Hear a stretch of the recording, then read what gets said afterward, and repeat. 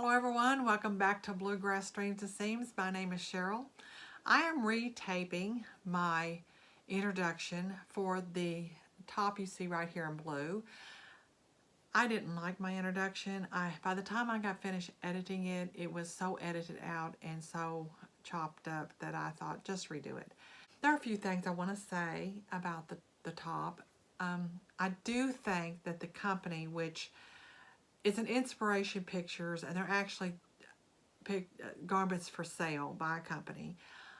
So I had a collage of those Inspiration Pictures, and I think for this particular style, what they used is probably a linen blend, mostly linen with a little cotton. There are some of those that I saved in that collage that are rayons or viscose, and they're more flowy, and you can tell. There are things I have ideas for this that if I were to use a color, just two solid colors, things I could do to make this have interest. Puffing, pin tucks, regular tucks, lace insertion, all those types of things could have been done to add interest to that without having to use a print. And I think it would work, and it might be something I would revisit in the spring with this design. I hope that I covered enough in the video for you as far as how I settled on this design and how I, because I did a version, my version of the Inspiration. It's not exactly like theirs, it's my version. So I hope you enjoyed today's video. It's all about this top right here, and I'll see you at the end of it. Okay, I'm going to insert here the Inspiration picture for what I'm doing, followed by the picture of the pattern I'm going to use. And we're going to talk about the pattern. So here's the picture of what I'm going for. I decided not to use this pattern that I made for that top. I'm not doing that one. I'm going to use this McCalls pattern, okay? So the McCalls pattern is 7411. It is from year 2016, so I seriously doubt you'll find it in the catalog. You might find one for sale uncut somewhere out there. Someone may be wanting to sell theirs, so you may find it. I think it's going to be a great piece for me to do this with. And I think total out of this muslin, hopefully it'll be wearable, I have maybe $4 tied up. You can't ask for a better muslin without having to actually use muslin. And to be honest with you, I think muslin would probably cost me more. Having to cut the birds because I used a fat quarter. I love the print, and that's why I bought it. Had no idea really what was going to come out of this. But this fat quarter doesn't work for this design. Go buy you a half a yard or 1 yard piece, depending on how you want to run your piece, because I'm having to cut this on the diagonal, and for me, it's really too short. Even running it on the diagonal, it's going to be too short. I don't have a lot of options. I'm running out of options. So this is it. I'm going to have to go with this, and if it's not quite the way I want it, I can always tweak it later if I find another print that I really, really like and want to incorporate into a solid. But that is where I'm at with this. So I'm going to show you some thought processes where you can see where I developed my paper pattern today and what I did. So here we are. Today I decided to make two pieces and tape them together. And you can see there's a line right here. This dashed blue line will be my cutting line. I need to overlap by 3/8. So the blue that's on this side will overlap this by 3/8, and then there'll be a stitch line. Now, that stitch line is probably going to be more in this area or in the middle somewhere. But it won't, well, it'll be close to where the raw edges are. So it's probably going to be about where this pin is. And it'll go all the way up, and you can see this line just goes out and up this way. Now the reason I had to move it was I got to thinking about, you're going to have a 5/8 inch seam here. So roughly, there's where that would have ended.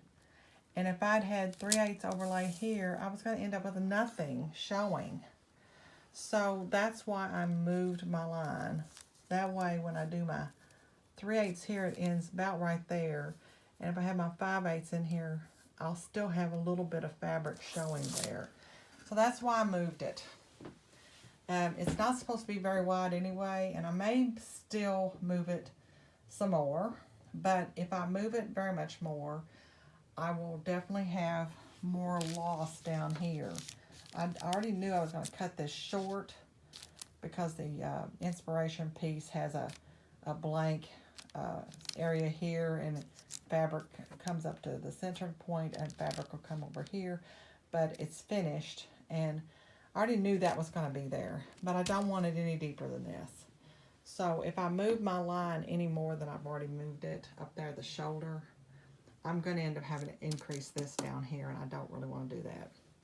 Now, yes, this is cut kind of on a diagonal, so I can get a whole piece. I bought a fat quarter. Well, I don't recommend it. It's fine for other things, other ideas I have, but it is not good for this. You really, really, really need to buy a 1 yard piece that you can cut. You could buy a 1/2 yard and cut it the other way.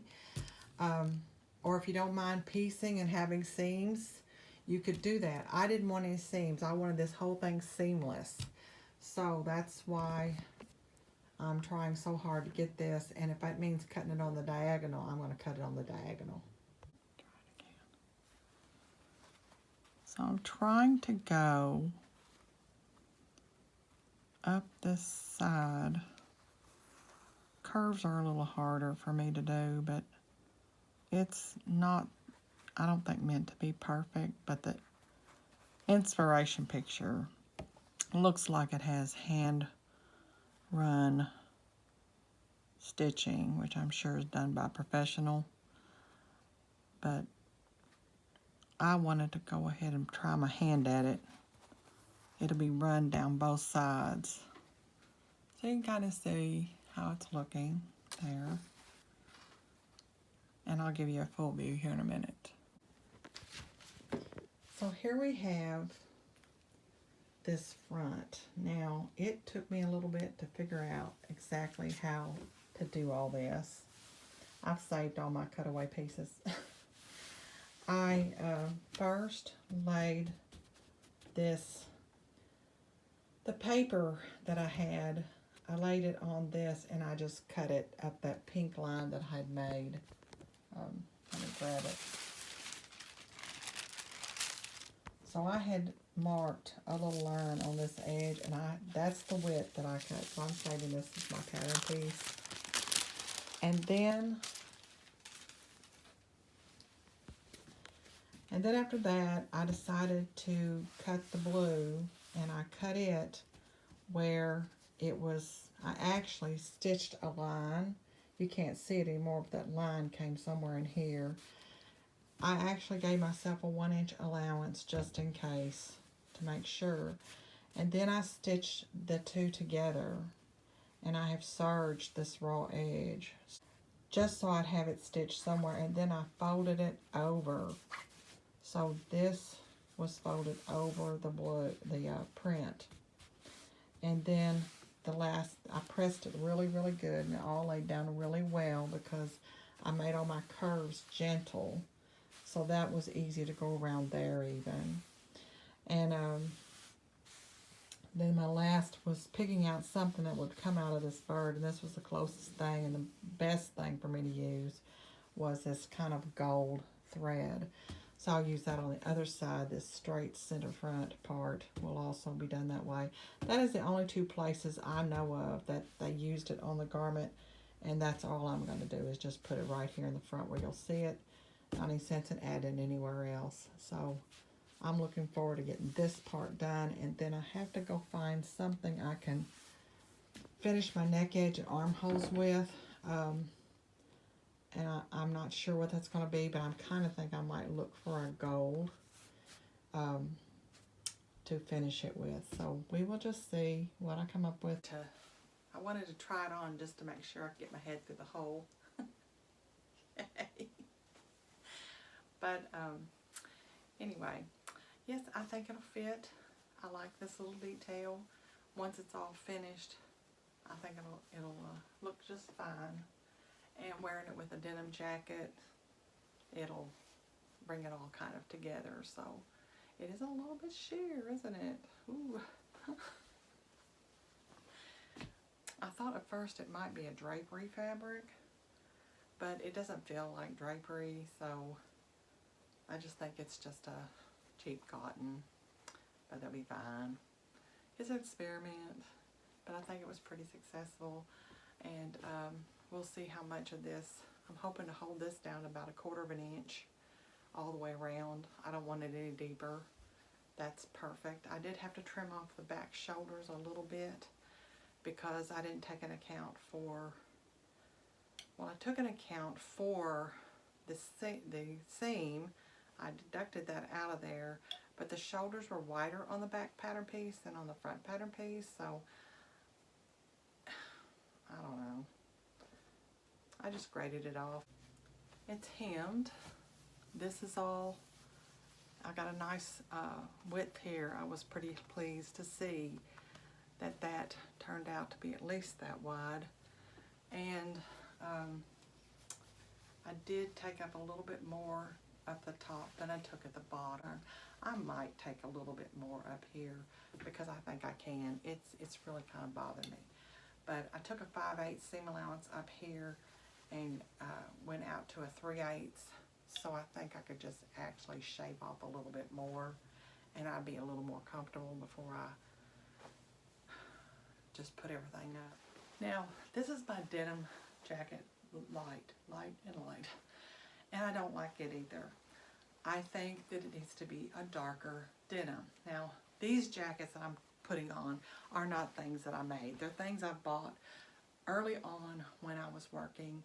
I would shop Chico's quite a bit, especially the sale racks, to get things to wear to the school because I was working at high school. So now I'm going to show you what it looks like with a darker color and see if that contrast helps. So here we have it with a darker contrast jacket. And you see what I mean? If you go with a darker, it probably even want to help that print. And I'd have been happier with the sharper contrast. I still think I needed a color, and in this there is some golds or kind of a brownish gold, which I think would have probably been better than using this. I'd have had more money invested, but I think it would have been a smarter move. So paying attention to your colors that you put together is very, very important. So most likely when I go out, I'll wear my dark denim with this shirt and I'll get somewhere out of it. And that's it for me. This is Bluegrass Dreams and Seams.